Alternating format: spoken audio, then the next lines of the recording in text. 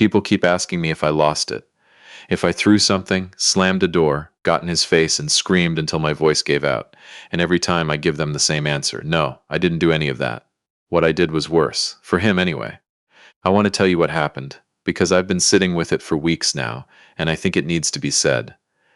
Not for sympathy, not to make myself look good, but because there are things you find out about people you love that change the way you see the world. And once you see them, you can't unsee them. And you have to decide, right there in that moment, who you're going to be. I'm 63 years old. I spent 31 years working for the same trucking company, started as a dispatcher, worked my way up to regional operations manager. Retired 18 months ago. My wife, Judith, she taught third grade for 28 years. We live in the same house in Knoxville we bought in 1994. We raised 2 kids in that house. We painted those walls ourselves. We put in the back deck ourselves. Every crack in that ceiling, every squeaky floorboard. I know all of it. That house is as much a part of me as anything. Judith has high blood pressure. Has for about 12 years now. She manages it with medication, watches her salt, doesn't drink. She's careful, but stress hits her hard. Always has. And the past year and a half, since our son Edmund moved back to Tennessee, with his wife and her family started circling us like weather. The stress has been building. I'll tell you about Edmund's in-laws in a minute. But first, let me tell you about the trip. My buddy Ray, we've known each other since we were 22, worked together for 15 of those years. Ray called me in early March and said his cabin up in the Smokies had just had the back porch rebuilt, and did I want to come up for a few days before tourist season kicked in. Just the 2 of us, some fishing, some quiet. Judith encouraged me to go. She said I'd been cooped up since retirement, and I needed to get out of my own head. So I drove up on a Tuesday. I was supposed to stay through Friday. I came home Thursday morning. Ray's well water had gone bad. Some issue with the filtration system, and by Wednesday night we were both feeling rough. Nothing serious, just enough to make sleeping miserable. Ray said he'd get it sorted, but I told him it was fine, I'd just head back. It was only a 2-hour drive. I left before 6, stopped for coffee outside Maryville, and pulled into my driveway a little after 8 in the morning. I noticed the extra car right away, a white Kia SUV, Tennessee plates. I recognized it. It belonged to Edmund's father-in-law, a man named Vic Stanhope. I'd met Vic and his wife Roberta maybe a dozen times over the 3 years Edmund had been married to their daughter, Cassandra. I wouldn't say I disliked Vic. I'd say I didn't trust him. There's a difference, and it took me a while to understand why I felt that way. Vic Stanhope was the kind of man who always seemed to be calculating something. Every conversation with him had an angle to it. He'd compliment your house and then ask what you paid for it. He'd ask about your retirement and then start talking about investment opportunities. He smiled a lot and said all the right things, but his eyes were always moving, always landing on something he was adding up. Edmund had married Cassandra 3 years ago. We liked Cassandra well enough at first. She was pleasant, kept things smooth, but over time I started to notice that whenever Vic and Roberta were around, Cassandra changed. Got quieter around us. More formal. Like she was performing for 2 different audiences and couldn't quite figure out which one she was supposed to be facing. And Vic started showing up more. Not at their apartment, at our house. He'd find reasons, stopping by with Roberta to drop something off, or inviting themselves when Edmund mentioned he was coming for dinner. It got to where Judith would tense up when she heard his name. I'm telling you all this because I need you to understand, what I came home to that morning wasn't random. It didn't come out of nowhere. There was a current underneath everything, and I had been choosing not to name it. I parked behind the Kia and sat in my truck for a moment. Something felt off. I couldn't say exactly what it was. The house looked fine from the outside, but something in my gut told me to go in quiet. I used my key. I stepped into the front hall, and I heard voices from the direction of the kitchen, low, serious, not laughter, not conversation, more like a meeting, deliberate, clipped. And then I turned left toward the living room. Judith was on the floor. She was sitting against the base of the couch, her knees pulled up, one hand pressed to the side of her face, the other braced flat on the carpet. There was a wet cloth near her that had fallen from her hand, and there was blood. Not a lot, but enough. A thin trail from her nose, dried now. Her eyes were closed. I was across the room in 2 steps. Judith. She opened her eyes and they filled immediately. "You're home," she said. That was all she said. Just, "You're home," like I was something she'd stopped expecting. She told me quickly, in pieces. Her blood pressure had spiked that morning. She'd felt it coming, the pressure behind her eyes, the ringing, and she'd gone to lie down on the couch. But she'd gotten dizzy trying to stand back up and she'd gone down. She'd been there for a while. She wasn't sure how long. I asked her if she'd called for Edmund. She looked at me then and she didn't say anything. But her face said everything. He was 30 feet away, in my kitchen, with his in-laws, and he had not come. I didn't say anything to her about that in the moment. I held her hand and I called 911. I kept my voice even. I told them my wife had fallen, that she had a history of hypertension, that there was bleeding from the nose, and she'd been on the floor for some time. They told me to keep her still and calm and not to give her anything to eat or drink. They said someone would be there in 8 minutes. I stayed next to her. I kept my hand on hers. After I hung up, I heard the kitchen voices stop. Footsteps, and Edmund appeared in the doorway. He was 34 years old. He'd been my boy his whole life. I'd coached his little league team. I'd driven him to SAT prep every Saturday morning for a year. I'd co-signed his first apartment lease because his credit wasn't built yet, and I'd done it without hesitation because that's what you do. I'd helped him get his first real job through a contact of mine at a logistics firm. I'd added him to a credit account for emergencies 2 years ago because Cassandra had said they were tight that month, and then the next month too, and somehow it had never stopped. He stood in the doorway and looked at us, and his expression was, and I want to get this right because I've turned it over 100 times, his expression was irritated. Not scared, not ashamed, irritated, like I had shown up at the wrong time. "Dad," he said, "you're back early. Your mother has been on the floor," I said. "How long have you been here?" He shifted. "We got here around 7, an hour. They had been here for an hour. Judith had been on the floor for at least that long, maybe longer. And Edmund had been in my kitchen with his wife's parents, and he had not come to check on his mother." I looked at him for a moment. Just looked. He dropped his eyes first. "Go wait in the kitchen," I said. "I'll talk to you when the paramedics leave." He started to say something. "Kitchen, Edmund." He went. Vic and Roberta appeared behind him briefly, faces tight. I didn't look at them for more than a second. I turned back to Judith and I sat with her until the paramedics knocked. The 2 paramedics, a young woman and a man about my age, came in and went straight to work. They got Judith's pressure, which was elevated but not in crisis range. They checked her over carefully. She had a small bruise forming on her hip from the fall. Nothing broken, no signs of anything beyond the hypertension spike. They got her onto the stretcher. Before they wheeled her out, I leaned down and told her I'd follow them to the hospital as soon as I'd handled a few things.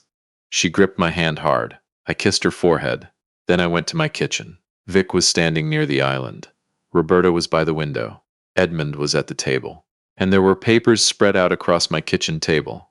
My kitchen table, where my wife and I had eaten dinner together for 30 years. I picked up the top sheet and I read it. It took me about 45 seconds. Then I set it down very carefully. The documents were related to a piece of land, 17 acres outside of Lenoir City, about 40 minutes from Knoxville. My father had bought that land in 1979. He'd held on to it his whole life. When he passed 9 years ago, it came to me. I'd never done anything with it. Just paid the property taxes every year and figured someday I'd think about it more carefully. It had gone up considerably in value. There were people who wanted to develop that area. I knew it was worth something. I just hadn't moved on it. What was on my table was a document that appeared to be a preliminary agreement to transfer management authority of that land to a limited liability company. The LLC's registered agent was a name I didn't recognize. The signature line for the property owner was blank, and there was a second document, a letter, written as though it were from me, granting Edmund authority to act on my behalf in real estate matters. I hadn't written that letter. I hadn't signed anything. I hadn't authorized Edmund to act on my behalf in anything. I set everything down. I looked at Vic. He started immediately, smooth practiced. There was apparently a development group interested in the Lenoir City property, and they were on a timeline. And since I was away, it just made sense to get things organized so that when I returned we could move quickly, and of course nothing would happen without my signature. This was just preparation, just getting things ready. "Whose idea was this?" I said. He kept talking. "Vic." I said his name once quietly. He stopped. "Whose idea was this?" A beat then. "Edmund mentioned you'd been thinking about the property." I looked at my son. He was looking at the table. "Edmund," I said, "did you tell him I was planning to sell that land?" He didn't answer right away. "Edmund," I said you might be open to it someday, he said. That's all I said. I thought about that word, someday, and what had been built on top of it without my knowledge, without my consent, while I was 2 hours away and my wife was on the floor. I turned to Vic. Get out of my house. Roberta's mouth opened. Now we came here in good faith, Roberta. I kept my voice exactly where it was, level, not loud.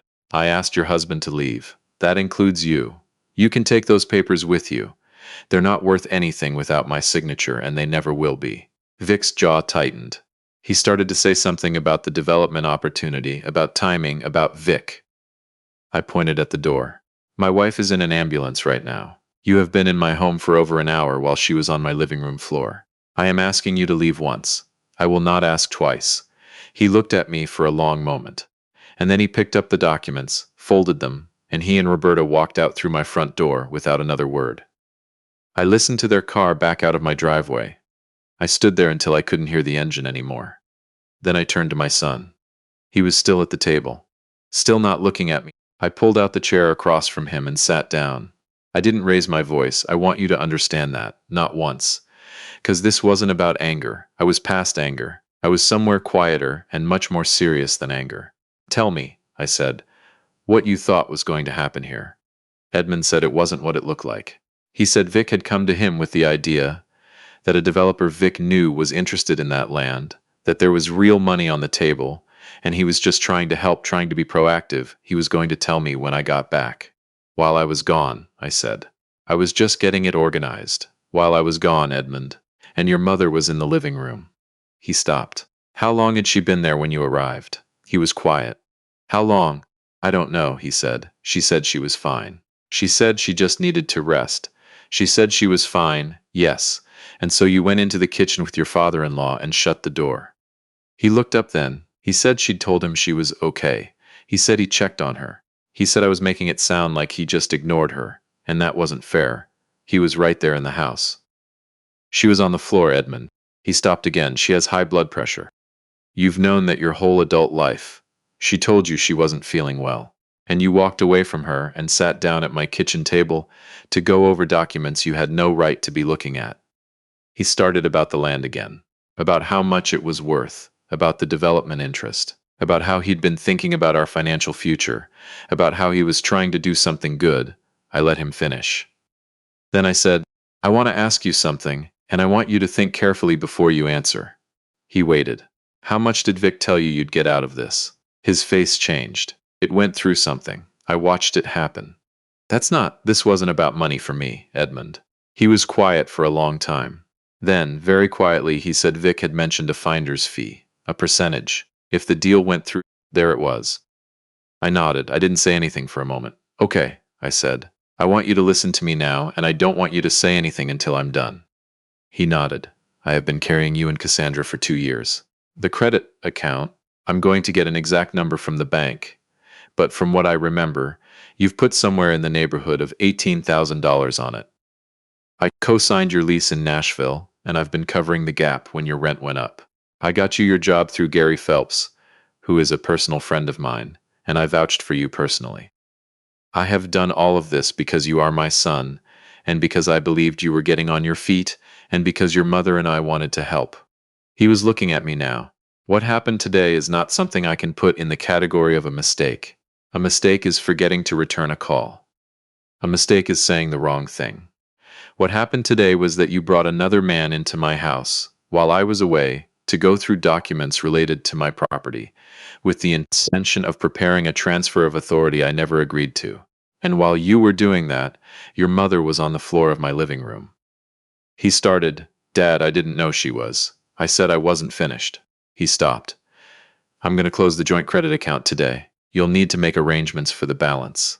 I'm going to call Gary Phelps this afternoon, not to get you fired, but because he's my friend and he deserves to know what's been happening. What he does with that information is up to him. I'm going to speak with the attorney who handles my estate and my property, and I'm going to make sure that land in Lenoir City is protected in a way that no one, including you, can approach without going through a formal legal process. And I am going to step back from the lease arrangement in Nashville. You'll have 60 days' notice, which is more than the law requires. The color had gone out of his face. Your mother and I will need some time. I can't tell you right now what that looks like. But I will not be available to you the way I've been available to you, and that starts today. He said my name. He said it the way he used to say it when he was a kid and had done something wrong and was waiting to see how bad it was going to be. Dad, I have to go to the hospital, I said. I stood up. Close the door on your way out. I picked up my keys from the counter and I walked out of my kitchen, through my front hall, and out to my truck. The drive to the hospital was 12 minutes. I spent most of it just breathing. There was a point, somewhere on the interstate, where I felt something crack open in my chest. Not from anger, but from something older and heavier than anger. Grief, maybe. The kind that doesn't have much to say for itself. The kind that just sits there and makes you breathe slower. I called Gary Phelps on the way. It was a hard call to make, and I made it anyway. I told him the facts plainly. He was quiet for a while, and then he said he appreciated me telling him and that he'd handle it his way. He's a good man. He always has been.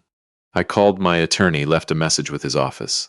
Said it was regarding the Lenoir City property and that I needed to discuss protective options. And then I called my bank. I parked in the hospital lot and sat in the truck and made that call.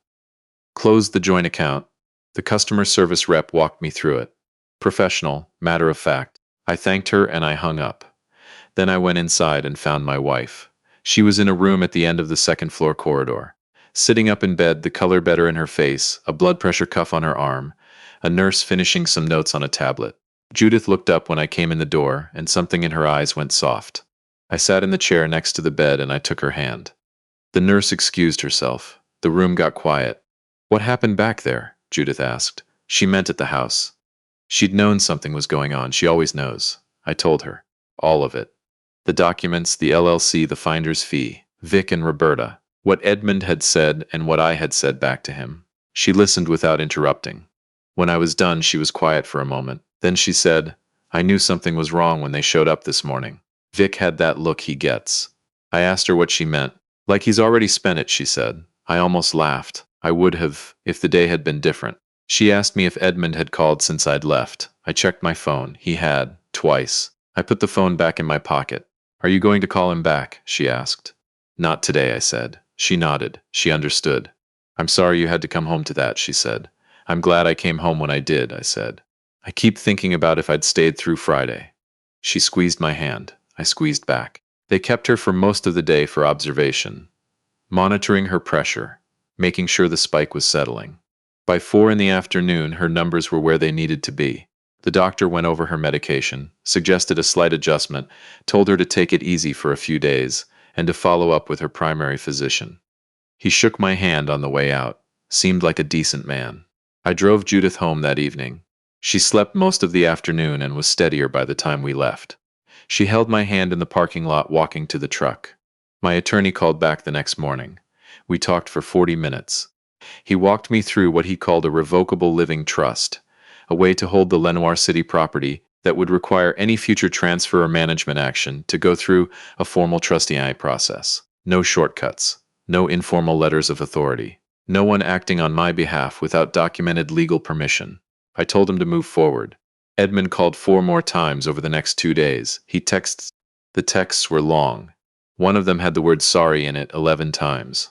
I read them both completely. I did not respond. On the 4th day, he called from Cassandra's number. I let it ring. On the 6th day, I picked up. I won't tell you the full conversation, because some of it is between a father and son and it doesn't need to be anyone else's business.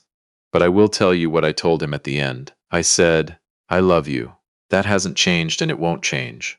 But you are 34 years old, and what I did for you, the money, the connections, the co-signed paperwork, none of that was supposed to last this long. I let it go on because it felt like helping. But what happened in my kitchen told me that it wasn't helping. It was just making it easy for you to not grow up. And I'm not going to keep doing that. He didn't say much. I don't think he had words for it yet. I'm not cutting you out of my life, I said. But things are different now. They need to be different. Not as punishment, as a fact. He said okay, quietly, like he was hearing something he already knew, but hadn't been ready to say out loud. We hung up. I sat on the back deck for a while after. The deck I built with my own hands in 2007. I put a new coat of stain on it last fall, and it still looks good. Judith came out after a while with 2 cups of coffee. She sat in the chair next to mine, and we didn't say anything for a few minutes.